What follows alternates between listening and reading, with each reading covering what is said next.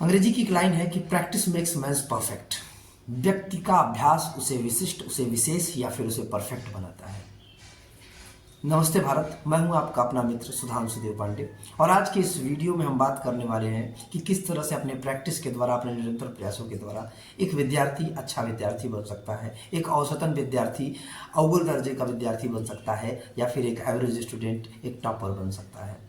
ज़्यादा तामझाम नहीं, वीडियो के सीधे की पॉइंट पर आते हैं। आज प्रमुख 3 बिंदुओं पर बात करने वाले हैं। इनमें से पहला है सिलेबस, दूसरा है मटेरियल और तीसरा है कंसंट्रेशन। अगर किसी विद्यार्थी के पास ये 3 चीज़ें उपलब्ध हैं तो उसे सफल होने से कोई नहीं रोक सकता। सबसे पहले बात करते हैं सिलेबस की, यानी कि पाठ्यक्रम की। आपने देखा होगा बहुत सारे लोग किसी भी प्रतियोगी परीक्षा की तैयारी करते हैं, और मैं प्रतियोगी परीक्षा की ही क्यों बात करूं, बोर्ड परीक्षाओं की भी अगर आप बात करें तो बहुत सारे विद्यार्थियों को आपने शुरू में बहुत उत्साहित देखा होगा, लेकिन एक पढ़ाई का एक स्टेज चलते कई चरण चलने के बाद एक समय आता है कि वो डिमोरलाइज होता है और हतोत्साहित होकर के बैठ जाता है। फिर उसे लगता है कि नहीं भैया, मुझसे तो नहीं हो पाएगा, बहुत कठिन है। तो मैं आपको बताऊं कि अगर आपको ये लगता है कि कोई भी परीक्षा जो आप देना चाहते हैं वो आपके लिए कठिन है, तो आप गलत समझ रहे हैं। अगर आप उसकी क्राइटेरिया को टच करते हैं, अगर आप एलिजिबल हैं उस परीक्षा के लिए, तो मानसिक रूप से मैं आपको प्रिपेयर करूंगा कि कैसे आप उस परीक्षा को क्रैक कर सकते हैं, किस तरीके से आप उस परीक्षा में सफलता प्राप्त कर सकते हैं। सबसे पहले आप जिस भी परीक्षा की तैयारी कर रहे हैं उसके सिलेबस को कंठस्थ कर लीजिए। हाँ, कोई दूसरा ऑप्शन नहीं है भाई।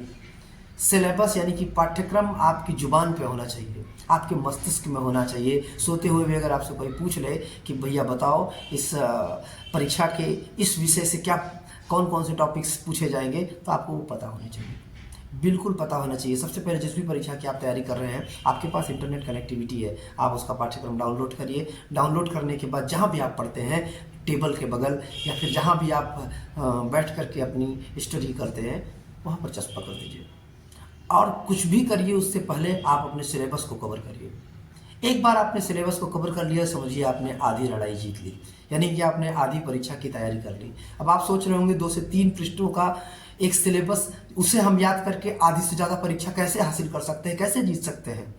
भाई साहब, आपको एक चीज़ बताएं कि अगर आपने किसी भी चीज़, किसी भी वस्तु या किसी भी चीज़ को जीतने से पहले उसकी सीमाओं को जान लिया, उसकी तासीर को जान लिया, उसके विषय में जान लिया, तो समझिए कि आपने उस पर आधी जीत हासिल कर ली है।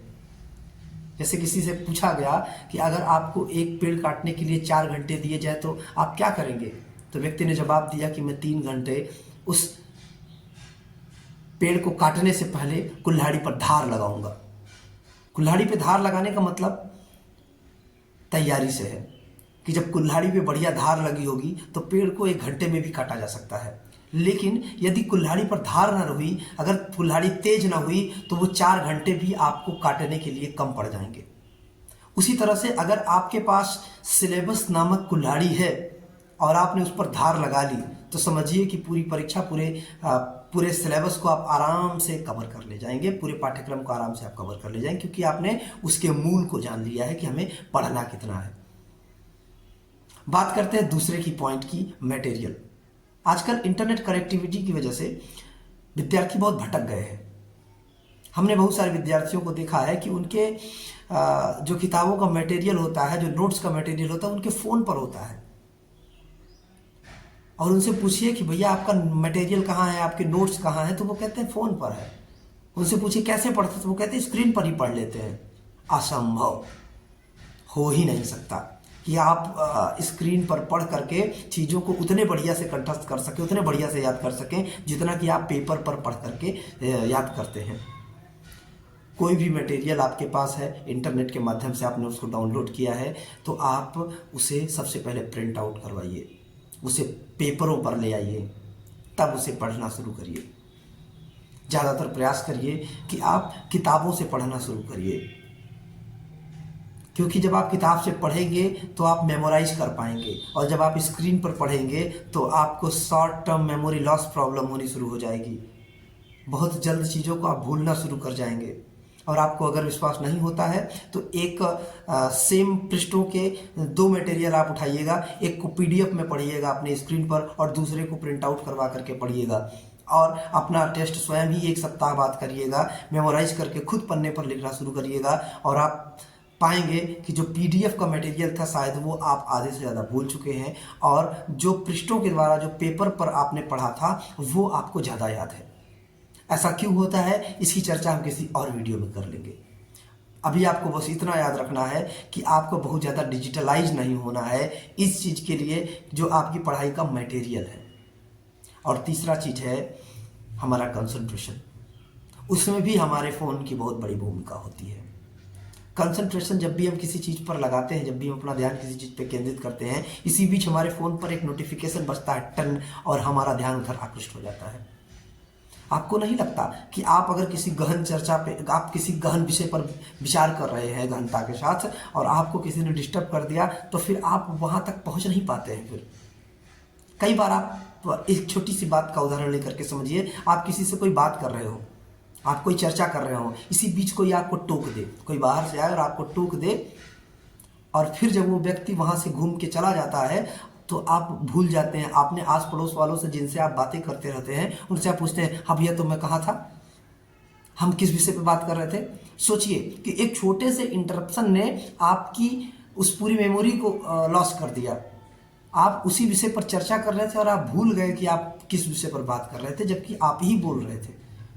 तो इसलिए कभी भी कंसंट्रेशन बनाने के लिए आपको अपने डिजिटल गैजेट्स से थोड़ी सी दूरी बनानी होगी। दूरी बनाने का मतलब जब आप पढ़ रहे हों तो आप अपने फ़ोन से दूर रहें।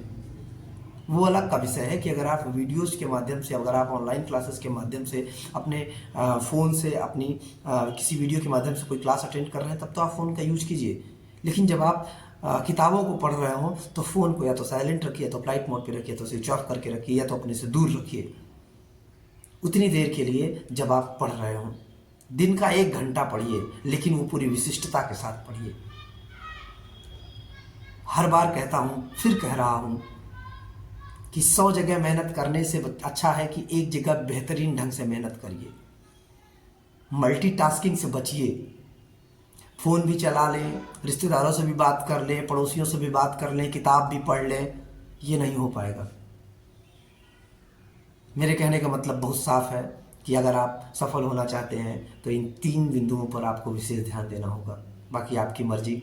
ऐसे ही वीडियो के लिए बने रहें हमारे साथ। नमस्कार, मिलते हैं अगले वीडियो में। धन्यवाद।